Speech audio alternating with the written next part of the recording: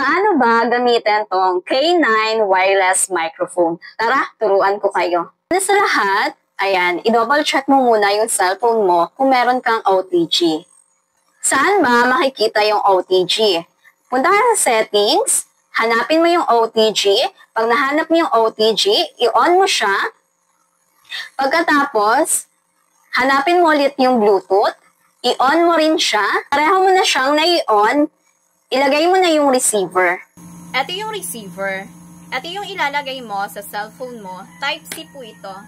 Type-C. Ayan, tinanggal ko muna siya sa cellphone ko. Kitang-kita nyo kung ano ang difference ng walang microphone at merong microphone. Humina yung boses nung tinanggal ko yung receiver. Ayan, balik natin yung receiver sa cellphone ko.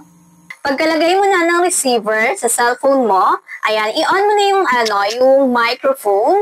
Ayan, kapag umilaw na siya ng color green, ibig sabihin gumagana na yung K9 wireless microphone mo.